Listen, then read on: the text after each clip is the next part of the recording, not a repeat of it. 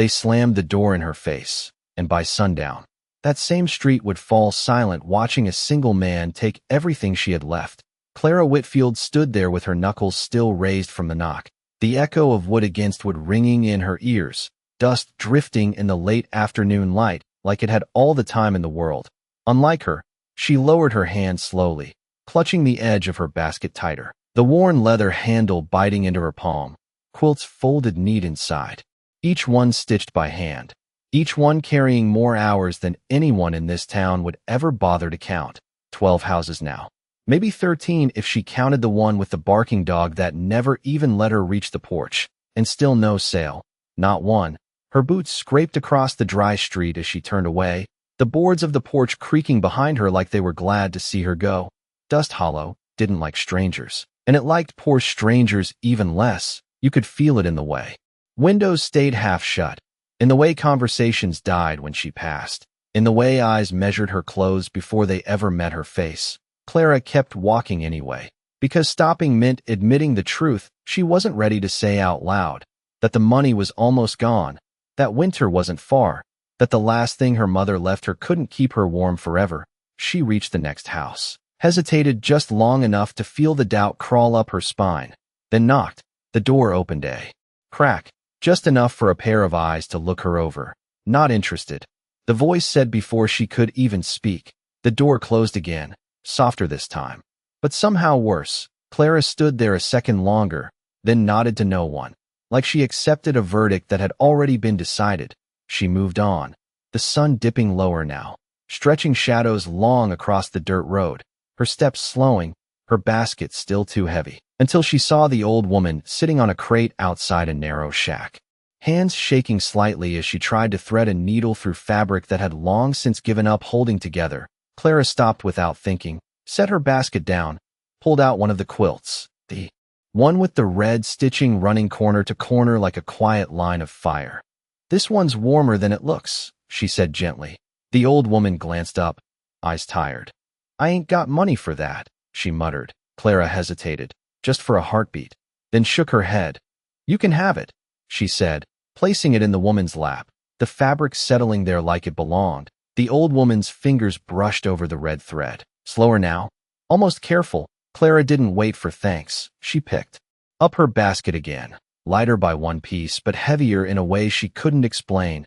The street ahead was nearly empty, most folks already inside, lamps beginning to glow faint behind curtains. She reached the end of the road, a low step outside the general store, and finally sat, the wood warm from the day's heat, her shoulders sagging, her eyes fixed on the dust swirling at her feet. She didn't notice the sound at first, just another rhythm in the quiet, until it grew clearer, slower, deliberate, the kind of hoofbeats that didn't rush, didn't hesitate, just came on steady like they had somewhere to be and all the time to get there. Clara lifted her head as the horse came into view, dark coat catching the last of the sun, the rider sitting tall but still, like part of the saddle itself. He stopped right in front of her, not saying a word, just looking down at the basket, at the quilts, at something she couldn't see yet. And for the first time that day, Clara felt the silence. Change. The horse exhaled first, a slow breath that drifted into the cooling air, and the man followed it with silence, his boots finding the ground without a sound that matched their weight. Clara watched him the way you watch a storm that might pass or might stay, unsure which would cost you more. He did not reach for the quilts right away, did not ask the kind of questions most men asked when they had no intention of buying. He just stood there, eyes moving over the folds of fabric as if he were reading something written beneath the stitches. The street around them held its breath. A door closed somewhere down the block. A lamp flickered to life behind thin curtains, and still he did not speak. Clara shifted the basket a little closer to her knees, not hiding it, not offering it either, just holding on. The man's gaze settled on one piece near the top, not the brightest, not the newest, the one with the faint red line running corner to corner like a path you could follow if you knew where it began. His hand hovered above it, then stopped, as if touching it required permission he had not yet earned. "That pattern," he said at last, his voice low and even, carrying the dust of miles. "Who taught you that?" Clara felt the question land deeper than it should have. She answered anyway. "My mother did. She said the red thread keeps the cold out longer." It was something her mother used to say with a half smile, like a secret that was not really a secret at all. The man nodded once, slow, his eyes not leaving the stitch. "Does it?" he asked. Not quite a challenge, not quite belief. Clara let out a breath she did not know she was holding. "It kept us warm," she said, and that was all. The wind moved down the street, lifting a corner of one quilt and setting it back like a hand testing the weight of something. The man crouched then, bringing himself level with the basket, closer now, close enough that Clara could see the lines at the edges of his eyes. Not from anger, not from laughter either, something in between, something earned. He finally touched the fabric, just the edge, just the red thread. And for a moment his fingers did not move. They rested there like they had found something they had been looking for without knowing it. Clara watched the smallest shift pass through him, not in his face, but in the way his shoulders settled, like a long road had just ended without announcement. "How many you got?" he asked, still looking at the quilt. Clara blinked, counting without looking. "8 left," she said, her voice quieter now. The man nodded again, then reached into his coat, the movement slow, deliberate. No hurry in it. He pulled out a small leather pouch, worn at the edges, the kind of thing that had seen years without being replaced. He opened it, and the soft clink of coins sounded louder than it should have in the empty street. Clara felt her chest tighten, not from hope, but from the weight of it, because hope had already failed her 12 times that day. She did not lean forward, did not speak. She just watched. The man set the pouch on the step between them, not pushing it toward her yet, just placing it there like a marker. "All of them," he said, finally lifting his eyes to hers. Steady, certain, no room for bargaining in them. Clara searched his face for the catch. The reason, the moment where this would turn into something else, but it did not come. The silence stretched, not empty, but full of something she could not name. "You do not even know what you are buying," she said, not accusing, just stating what seemed obvious. The man's gaze softened, just a fraction. "I know enough," he replied, and the way he said it made the air between them feel different, heavier, like a story had just stepped into the space and was waiting to be told. Clara did not move right away, her eyes fixed on the small leather pouch resting between them like it might vanish if she reached too quickly. The man remained still, not pressing, not rushing her into a decision that already felt decided the moment he spoke. The last light of the sun stretched thin across the street, catching on the edges of the quilts and turning the worn fabric into something softer, almost golden. Clara swallowed and finally leaned forward, her fingers brushing the pouch before pulling back slightly. "It is more than they are worth," she said quietly, not as a protest, but as a warning. The man's gaze did not shift. "Not to me," he answered, simple, steady, as if value had never been about price to begin with. Clara hesitated one heartbeat longer, then opened the pouch.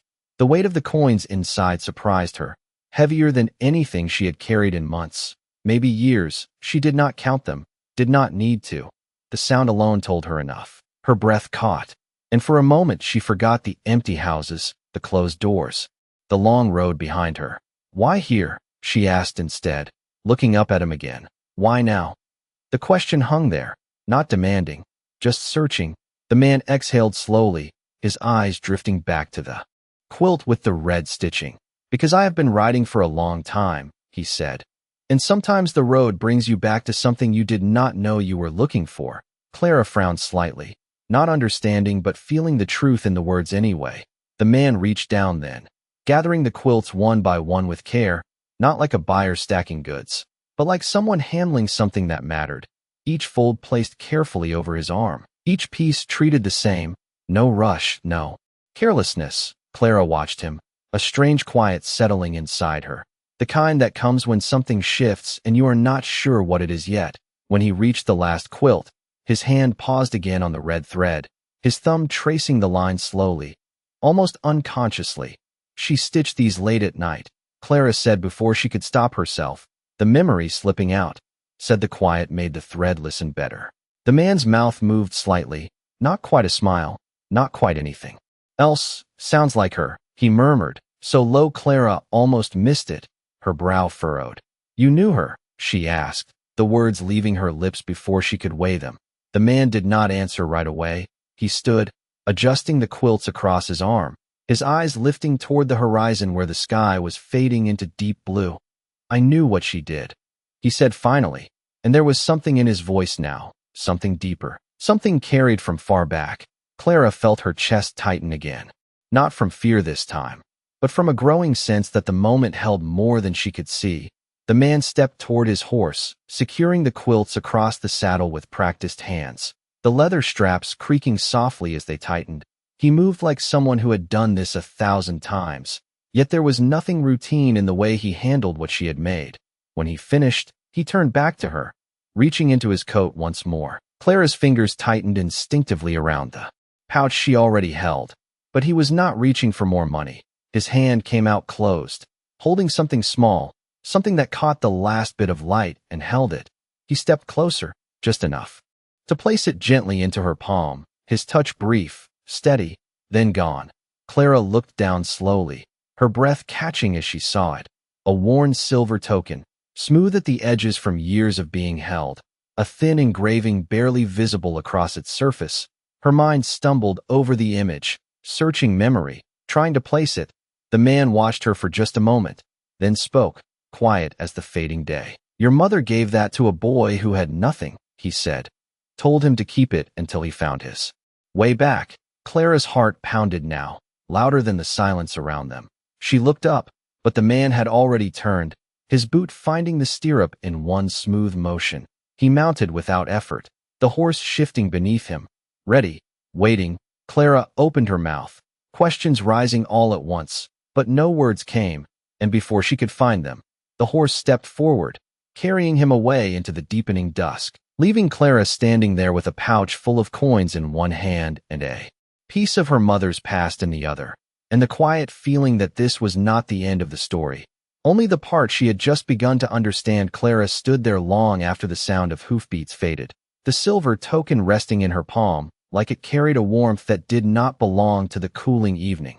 The street had emptied completely now, doors shut, lamps glowing faint behind drawn curtains, but she did not move, her fingers slowly closing around the token as if holding it tighter might bring clarity. Her mother's voice echoed somewhere deep in memory, not in full sentences, just fragments, quiet things said late at night while stitching by candlelight, about kindness that travels farther than a person ever can, about small things that find their way back when the time is right. Clara had never understood those words then.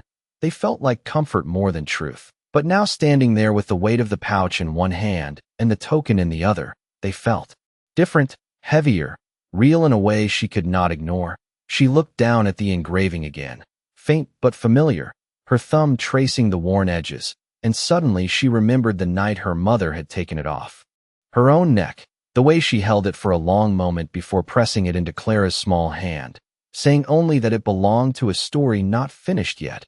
Clara had asked what story, but her mother had only smiled, tired but certain, and told her that some answers take time to find the right person. Clara's breath caught as the memory settled into place. Her eyes lifted instinctively toward the road where the cowboy had disappeared, but there was nothing there now except the long stretch of dust and fading light. She turned slowly, stepping into the general store doorway without really thinking. The bell above the door gave a soft chime as she entered. The shopkeeper glanced up from behind the counter, his eyes immediately dropping to the pouch in her hand, then to her face, something shifting in his expression. Not quite respect, not quite surprise, but something close to both. "Looks like you finally made a sale," he said, his voice carrying a note Clara had not heard from him before. She nodded faintly, still holding the token tight. "All of them," she replied, and even saying it felt unreal. The shopkeeper raised his brows, letting out a low whistle. "Must have been some buyer," he muttered. Clara did not answer, her gaze drifting toward the small mirror hanging on the wall behind him. Her reflection stared back, the same worn dress, the same dust on her boots, but something in her eyes had changed, something steadier, as if the road ahead was no longer just something to survive. She stepped closer to the counter, setting the pouch down, the coins inside shifting with a quiet weight that seemed to fill the room. The shopkeeper leaned forward slightly, curious despite himself. "You planning to stay in town now?" he asked. Clara shook her head slowly, her fingers still wrapped around the token. "No," she said, and for the first time since morning, her voice carried something certain, something that did not waver. "I think I need to find where this leads." She opened her hand then, letting the token catch the lamplight, the faint engraving glinting just enough to draw the shopkeeper's eyes. He squinted, leaning closer. "Where did you get that?" he asked, but Clara had already begun to turn. The answer not something she could explain in a few words, not something meant for this room. She stepped back out into the night air, the sky now deep blue with the first stars beginning to show. The road stretching ahead no longer felt empty. It felt like a direction, like a path waiting to be followed. And somewhere out there, a man carried 8 quilts across his saddle, riding with a story that had just come full circle, while Clara Whitfield stood at the edge of a new one, holding the only piece she needed to begin. Clara did not sleep much that night. The small room she rented above the stable felt different, not because it had changed, but because she had. The token lay on the table beside her bed, catching the faint light from the oil lamp, and every time she closed her eyes she saw her mother's hands, steady and patient, guiding thread through fabric, telling stories that never seemed to end where they began. Clara sat up before dawn, the air still cold, her breath visible as she pulled on her boots. The pouch of coins rested heavy in her bag, more than enough to live easy for a while. But staying no longer felt like the right answer. She reached for the token, holding it again, turning it slowly between her fingers. There was something etched deeper on one side, worn but still there, a shape she had not noticed before, not words exactly, more like a mark, a place perhaps. She frowned slightly, trying to recall if her mother had ever mentioned it, but memory gave her only fragments, never the whole. She stood and moved to the small window, pushing it open. The early morning stretched quiet and pale across Dust Hollow, and for the first time, the town did not feel like a place to endure. It felt like a place she had already outgrown. Below, a few figures moved slowly through the street, beginning their day, none of them looking up, none of them knowing that something had shifted in a way they would never quite understand. Clara stepped back, gathering what little she had, folding her spare dress, tying her belongings into a neat bundle, her movements calm, deliberate, as if she had made this decision long before. The night had ended. When she stepped outside, the stable boy glanced up, surprised to see her so early. "You heading out?" he asked, wiping his hands on his shirt. Clara nodded, adjusting the strap over her shoulder. "I think I have somewhere to be," she said, and the words felt right in a way she could not explain. He looked at the road, then back at her. "You know where you are going?" he asked, not mocking, just curious. Clara hesitated for a moment, then looked down at the token in her hand, the faint marking catching the rising light. "Not yet," she admitted, "but I think this does." The boy gave a small nod, like that was enough of an answer, and stepped aside as she moved past him. The road stretched out ahead, long and quiet, the kind of road that did not promise anything but distance. Clara took her first step onto it without looking back, each step steady, certain. The weight she carried no longer felt like a burden, but like something earned, something that belonged to her now. The wind moved gently across the open land, carrying the scent of dry grass and distant hills, and somewhere far ahead, beyond what she could see, a man rode with 8 quilts tied to his saddle, the red thread catching the light as the sun rose higher. Clara did not know how far she would have to travel, or what she would find at the end of it, but for the first time since she could remember, the unknown did not feel like something to fear. It felt like something waiting, and she walked toward it with quiet resolve, the token warm in her hand, guiding her forward into a story that had already begun long before she ever knew her part in it. By mid-morning the road had already begun to test her, the sun climbing steady above the open land while the wind carried dust in slow drifting lines across her path. Clara kept walking, one step after another, the rhythm settling into her bones the way long journeys always do. Her boots pressed shallow prints into the dirt, each one fading behind her as if the land refused to remember where she had been. The token rested in her hand again, her thumb tracing the faint marking over and over. She had turned it enough times now to begin seeing a pattern in it, not just a shape, but a direction, 2 curved lines crossing like a river bend or a valley cut between hills. She lifted her gaze, scanning the horizon, and there it was, far off to the west.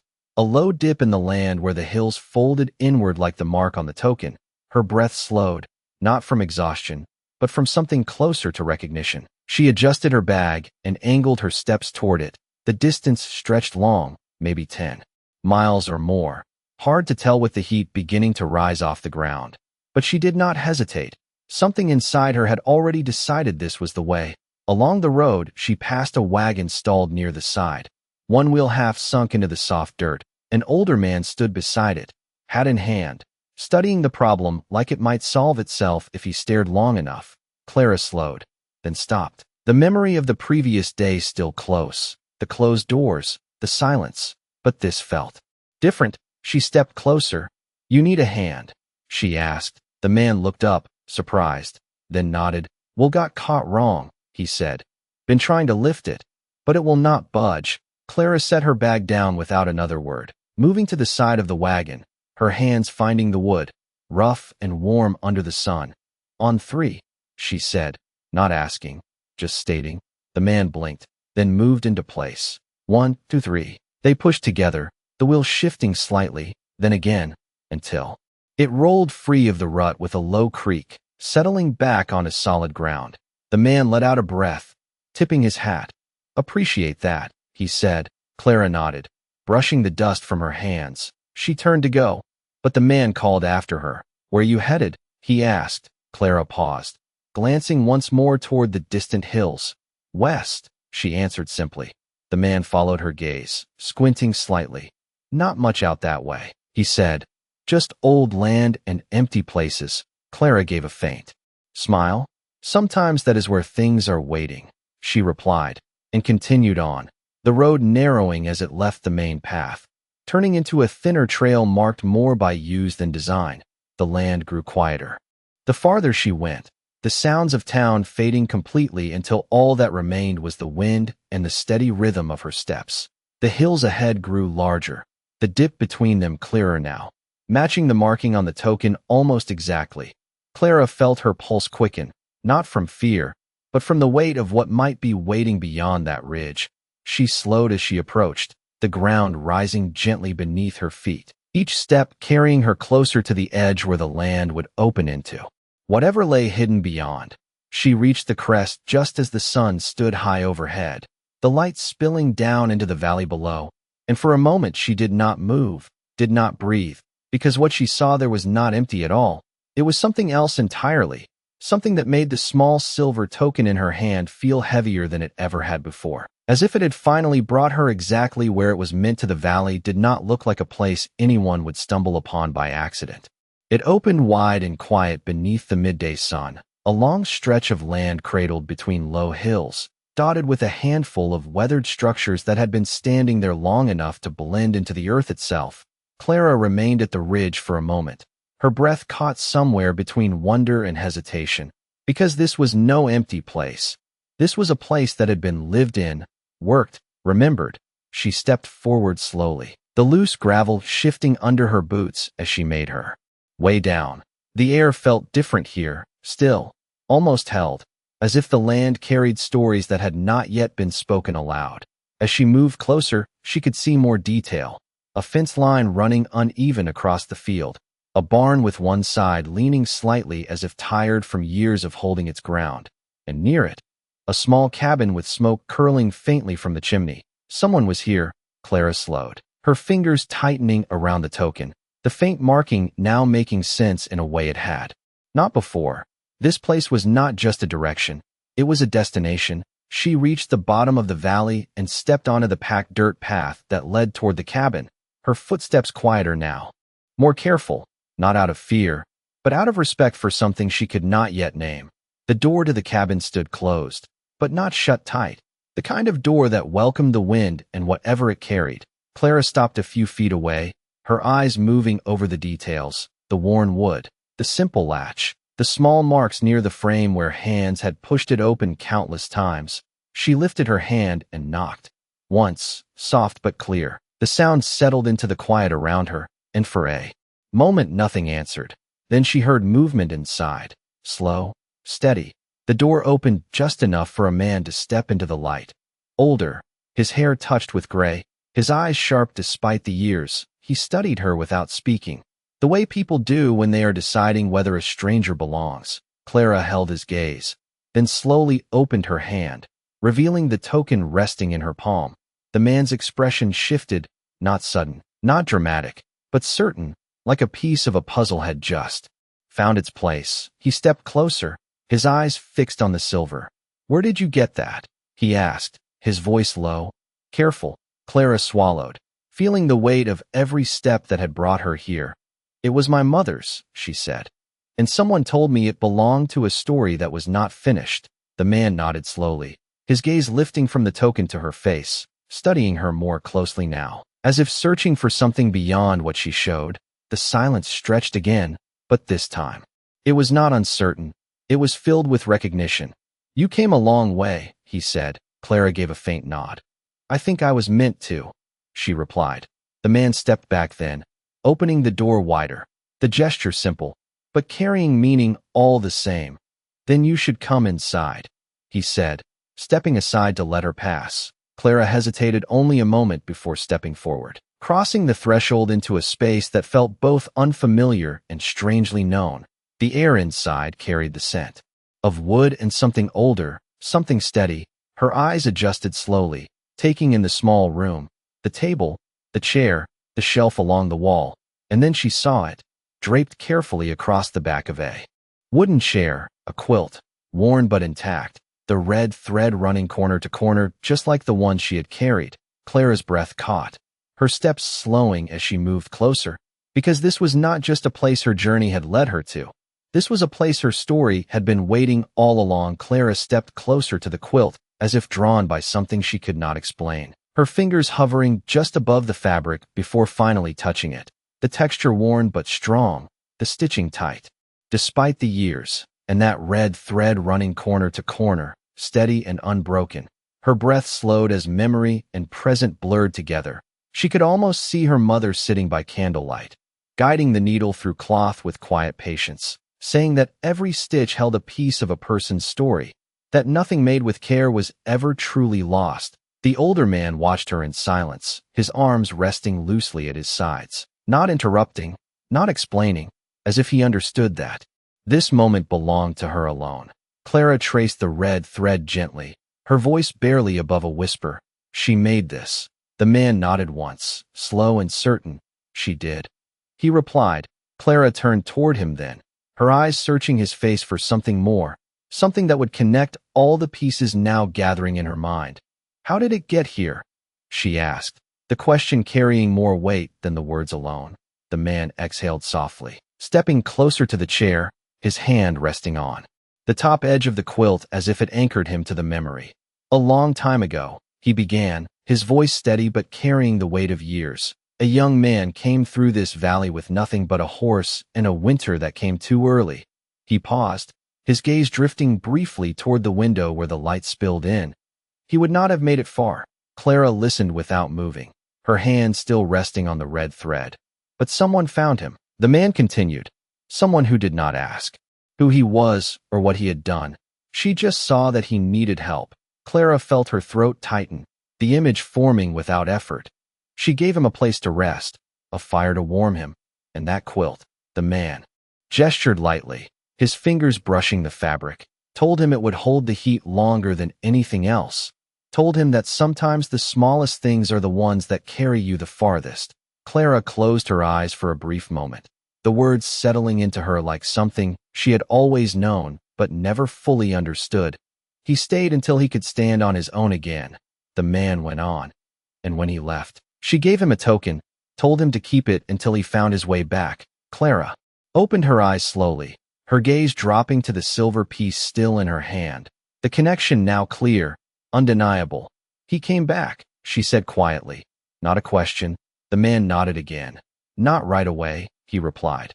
"But he did, just not in the way anyone expected." Clara's heart beat a little faster, the story unfolding in front of her like one of the quilts she used to help her mother fold, each layer revealing something new, something deeper. "What happened?" she asked. The man looked at her for a long moment, as if weighing how much to say, then gave a faint, almost knowing smile. "That depends," he said, his voice soft but certain, "on whether you are ready to hear the part that comes after he left." Clara stood there, the quilt beneath her hand, the token in her palm, the room filled with a quiet that felt alive. And for the first time she understood that this was not just her mother's story, it was hers now too. And whatever came next would not simply be told, it would be something she had to step into herself. Clara did not look away this time, her fingers still resting on the red thread, as if it were the only thing keeping the past from slipping out of reach. The older man watched her with quiet patience, the kind that comes from knowing some answers cannot be rushed. The room held that stillness again, but it no longer felt uncertain. It felt like a threshold.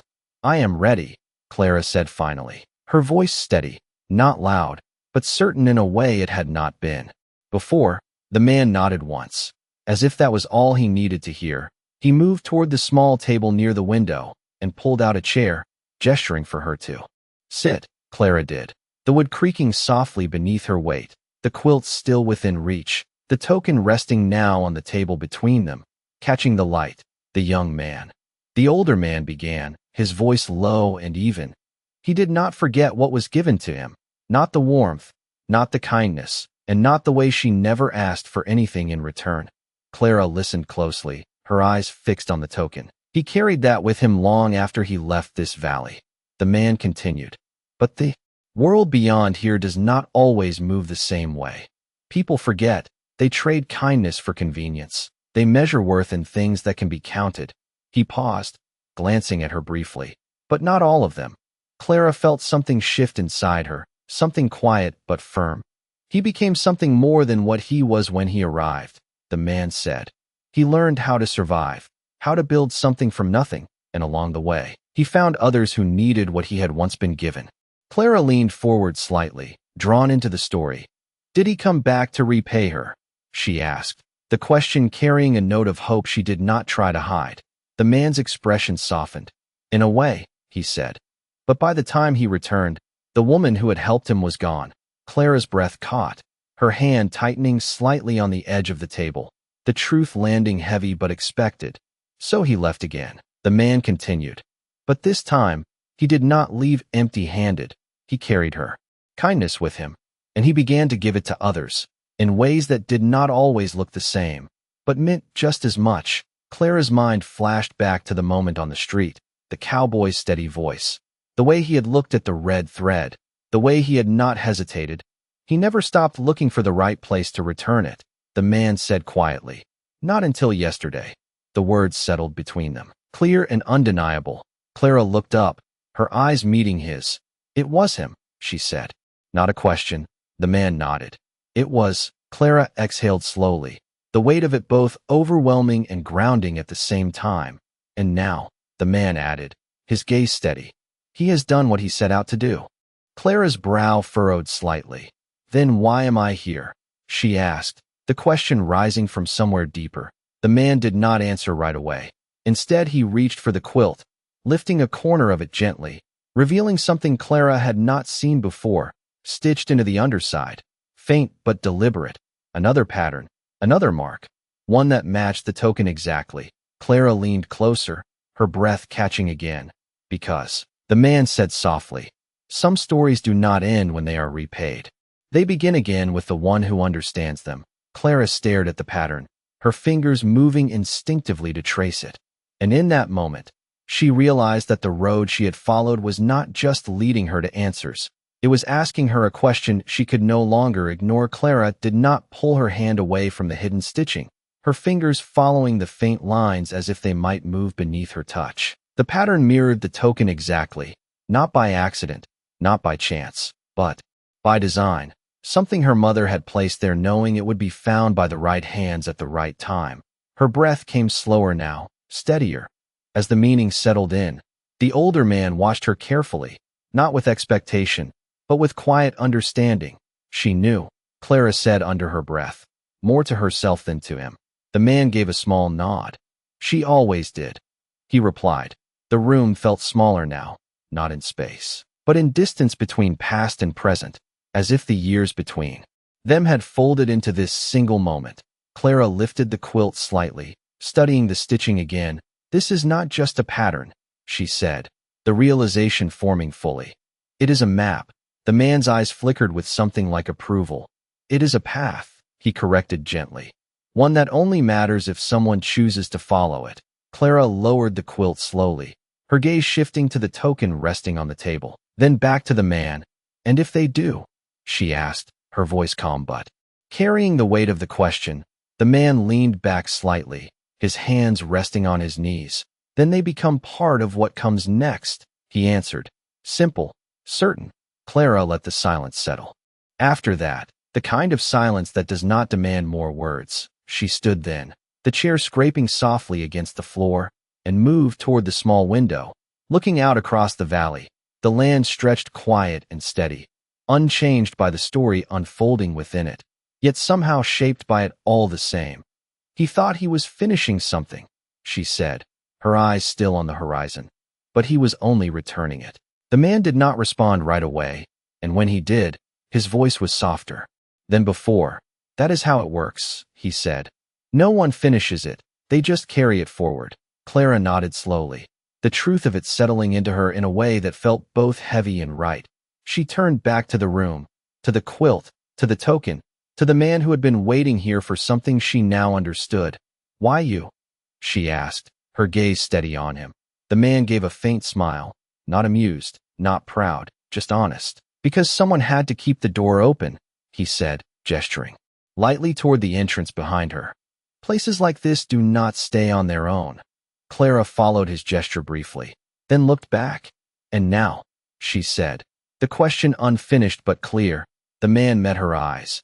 Now it is not just mine to keep, he answered. Clara felt the weight of that settle onto her shoulders, not forced, not sudden, but inevitable, like the road she had already chosen without knowing it. She stepped back toward the table, picking up the token once more, the metal, warm now, familiar. She slipped it into her pocket, then lifted the quilt carefully, folding it with the same care her mother once had, her movements slower, deliberate, as if honoring something beyond the fabric itself. When she finished, she placed it back on the chair, her hand resting on it for a moment longer. Then she looked at the man. I do not know everything yet, she said, her voice steady, but I know enough to stay. The man nodded once, not surprised, not relieved, just certain. As if this outcome had always been waiting, Clara exhaled quietly, the decision settling into place, not as an ending, but as a beginning she could finally see. And outside, the wind moved across the valley once more, carrying with it the same quiet promise that had always been there, waiting for someone willing to listen. The first morning she chose to stay, the valley greeted her without ceremony, no grand sign, no sudden change in the air, just the same quiet stretch of land and the steady rhythm of wind moving through dry grass. Clara stepped outside the cabin with the quilt folded over her arm, the red thread catching the early light like a line drawn forward, not back. She paused at the doorway. For a moment, not out of hesitation, but to feel the weight of the decision settle fully into place. The older man was already by the fence, repairing a loose post with slow, practiced movements. He glanced up briefly, then returned to his work, as if nothing unusual had happened, as if this was simply how things continued. Clara walked past him without speaking, the silence between them no longer uncertain. It carried understanding now. She followed the narrow path leading away from the cabin. Not far, just enough to see the valley from a different angle. The land opened wider there, revealing more of its shape, more of its quiet intention. And for the first time, Clara noticed something she had missed before, a faint trail cutting across the grass, barely visible unless you knew how to look. Not a road, not worn by many, but used enough to leave a trace. She stepped onto it without thinking, her boots pressing lightly into the ground, following the direction it offered. The quilt rested steady against her arm, not as something to sell now, but as something to carry forward. The trail led her toward the far side of the valley where the land dipped slightly before rising again. And as she walked, she began to understand what the older man had meant. This place was not an end. It was a crossing, a point where stories paused just long enough to change hands. She reached a small clearing where the grass had been pressed down recently. Not by weather, but by presence. She stopped, looking around, and there it was again. Another sign, subtle, easy to miss, a piece of cloth tied to a low branch, faded but still holding its place. Clara stepped closer, her fingers brushing it. Lightly, the fabric worn, but the stitching familiar, the same careful hand, the same quiet intention. Her breath slowed as realization settled deeper. This was not the only place her mother's work had reached. It had traveled, moved, found its way into other lives, just like the story had. Clara closed her eyes briefly, letting the understanding take hold, then opened them again, her gaze lifting toward the horizon beyond the valley. The trail did not end here. It continued, faint but present, leading further than she could see. She looked down at the quilt in her arms, the red thread steady and unbroken, then back at the path ahead, and for the first time, she did not feel like she was following something left behind. She felt like she was stepping into something still unfolding. She turned back toward the cabin slowly, her steps measured, certain. When she reached the fence, the older man looked up again, his expression unchanged, but his eyes sharp with quiet awareness. "You found it," he said simply. Clara nodded, holding the quilt a little tighter. "It does not stop here," she replied. The man gave a small nod, as if that was exactly what he expected her to see. "It never does," he said. Clara looked past him toward the cabin, toward the place that now felt both like a beginning and a responsibility, and she understood then that staying did not mean standing still. It meant learning how to carry what had been given, and knowing when to pass it on. The wind moved again, softer now, and somewhere beyond the valley, the road waited, not calling her away, but preparing her for the moment she would be ready to walk it again. Days passed without announcement. No clear line marking when Clara stopped being a traveler and became something else entirely. The rhythm of the valley settled into her the way stitching settles into fabric, one small motion at a time. She learned the quiet work first, mending loose boards, gathering water, keeping the fire steady through the cooler nights. The older man did not instruct her, did not correct her. He simply moved alongside her, letting her find the pace on her own, and in that silence, she began to understand more than words could have taught. The quilt remained close, never far from where she worked, sometimes folded on the chair, sometimes draped over the table, always within reach, as if it was not just something she carried, but something that carried her as well. One afternoon, as the sun stretched long across the valley, a figure appeared at the far edge of the trail, distant at first, just a shape against the light. Clara noticed before the older man did, her eyes narrowing slightly, not with fear, but with recognition of the moment. Someone was coming. She stood still, watching as the figure moved closer, step by step, until it became clear, a young woman, her clothes worn from travel, her posture tired but steady.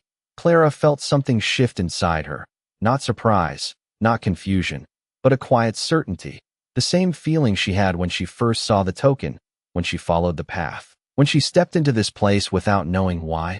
She reached for the quilt without thinking, lifting it gently into her arms, the red thread catching the light again. The older man stepped beside her now, his gaze following hers. "Another one," he said softly, not as a question. Clara nodded, her grip on the quilt steady. "She found the path," Clara replied, her voice calm. The young woman approached slowly, her eyes moving between the cabin, the land, and finally settling on Clara. There was hesitation there, the kind that comes from carrying a question too long. Clara stepped forward just enough to close the distance between uncertainty and welcome, not rushing, not calling out, just making it clear that the door was open. The young woman stopped a few feet away, her breath uneven from the journey, her eyes searching Clara's face. "I did not know if this place was real," she said, her voice low, almost unsure of itself. Clara gave a faint smile, the kind her mother used to give when something needed no explanation. "It is real enough," she answered, holding the quilt out slightly, not offering it yet, just letting it be seen. The young woman's gaze dropped to the red thread, her expression shifting in the same way Clara's had, recognition without understanding, the beginning of something. Clara stepped closer, placing the quilt gently into her hands, the fabric settling there like it belonged, like it had been waiting. The young woman looked up again, her eyes softer now, the tension easing just enough. "Why are you giving this to me?" she asked, the question simple, but carrying everything behind it. Clara paused, just for a moment, feeling the weight of all that had led her here, then answered the only way that felt true. "Because someone once gave it to me," she said, her voice steady. The older man watched in silence, his role now quiet, almost complete. The wind moved softly across the valley, carrying the same quiet promise it always had, and Clara understood, fully now, that this was not about holding on, it was about knowing when to let go, when to pass something forward so it could continue. She stepped back, giving the young woman space, the path behind her still open, the valley still waiting, and for the first time, Clara did not wonder what came next. She simply stood there, knowing that whatever it was, it would arrive when it was meant to. Just as she had, the young woman stood there holding the quilt as if it had weight beyond fabric, her fingers tightening slightly around the red thread, not out of fear, but out of recognition she could not yet explain. Clara watched her the same way someone watches a flame catch for the first time, careful not to disturb it, knowing it had to grow on its own. The valley remained quiet, unchanged, yet everything within it had shifted once more. The older man stepped back toward the fence without a word, his presence no longer at the center, but still part of the space, like a door that stays open even after you have walked through it. The young woman looked down again, tracing the stitching slowly, her breath evening out. "I saw this before," she said softly. Not looking up, Clara did not answer right away, letting the memory find its own way forward. "Not the same one," the young woman added, "but the same pattern, the same red line." Clara nodded once, her voice quiet. "Then you know what it carries," she said. The young woman hesitated, then shook her head slightly. "Not yet," she admitted. Clara's gaze softened. "You will," she said simply. The wind moved gently through the grass, brushing past them like a reminder that nothing here needed to be rushed. The young woman looked up then, her eyes clearer now, steadier. "What do I do with it?" she asked, the question not about the quilt, but about everything it represented. Clara took a slow breath, feeling the answer settle into place the same way it had for her. "Not given, but found. You carry it," she said, her voice calm, certain, "until you understand why you were meant to." The young woman held her gaze for a long moment, then nodded, not fully understanding, but accepting the weight of it anyway. Clara stepped back then, giving her the same space that had once been given to her. The path behind the young woman stretched open, quiet and waiting, the valley offering nothing more and nothing less than what was needed. The young woman turned slowly, looking once more at the cabin, at the land, then down at the quilt in her hands, and without another word, she began to walk, her steps uncertain at first, then steadier, the red thread catching the light as she moved farther along the trail. Clara remained where she was, watching until the figure became smaller, then part of the distance, then gone entirely. The silence returned, not empty, but full, the kind of silence that holds everything that has passed through it. The older man walked back to her side, his hands resting loosely at his hips. "You did not tell her everything," he said quietly. Clara shook her head, a faint smile touching her lips. "She did not need everything," she replied. The man studied her for a moment, then gave a small nod, understanding passing between them without the need for more words. Clara turned toward the valley, her gaze moving across the land that had once felt like an answer, and now felt like a beginning that would never quite end. She reached into her pocket, her fingers brushing against the silver token still there. She did not take it out, did not need to. Its presence alone was enough. The sun dipped lower, casting long shadows across the grass, and somewhere beyond the hills, a cowboy rode with empty hands and a quiet peace he had carried for years, never knowing where it would lead. Clara exhaled slowly, the breath steady, grounded, and for the first time, she understood what her mother had meant, not in words, but in the way the moment settled into her, complete without needing to be explained. Out here, stories did not end with answers. They moved forward with people willing to carry them. And as the wind moved once more through the valley, Clara Whitfield stood still, not waiting, not searching, just ready for whatever would come next, knowing it would find her when it was meant to. just as everything else had.